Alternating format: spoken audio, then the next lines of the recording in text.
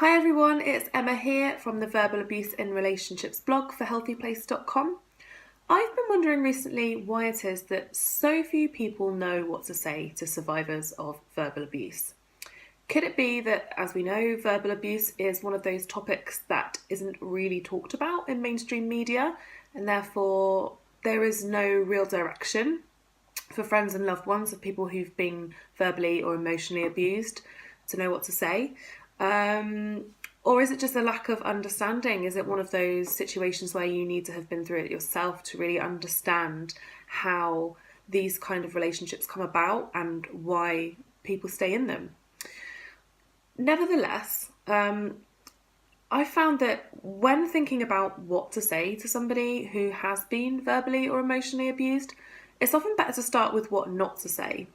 There are plenty of terrible things you can say to somebody who's been in an abusive relationship, but I believe the worst thing that you can say is, "Are you sure?" I get where this comes from. I think that accusing somebody of relationship abuse is a big deal, but I don't think it's something that anybody who's survived emotional or verbal abuse enters into lightly. Normally it takes months or even years for the victim to come to the realisation that they've been abused, let alone discuss or talk about it. So the first thing you need to understand is that for that person to admit to you that they've been in a psychologically abusive situation and that it was something they didn't feel able to walk away from is a big deal. Secondly, bear in mind that asking somebody if they're sure they've been abused kind of feeds into the very foundations of what verbal abuse thrives upon, which is self-doubt. Something I found really difficult to overcome when I was recovering from an abusive relationship was that feeling of always doubting myself and always doubting my instincts, my perceptions.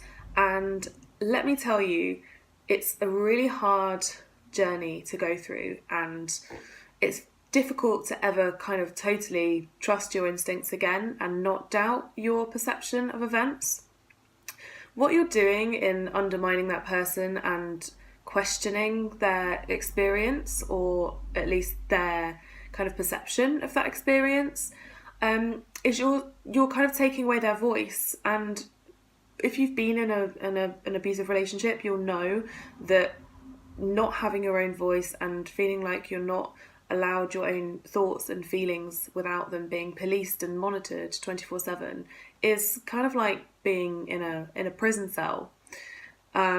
So this is something you really want to try and avoid. You don't want to question somebody who's been verbally abused about their experience, and you don't want to undermine them. It's far better to accept what they're telling you. Of course, you can ask questions, but it's better to trust in what that person has chosen to tell you.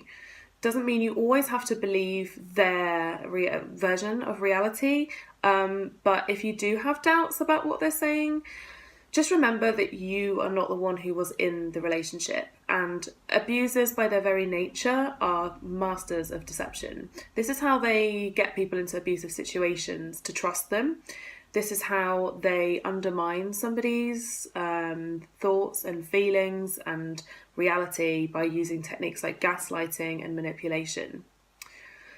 So remember that when you're dealing with somebody who's been through an abusive relationship, and always try to speak with compassion and kindness, even if you don't know exactly what to say all of the time.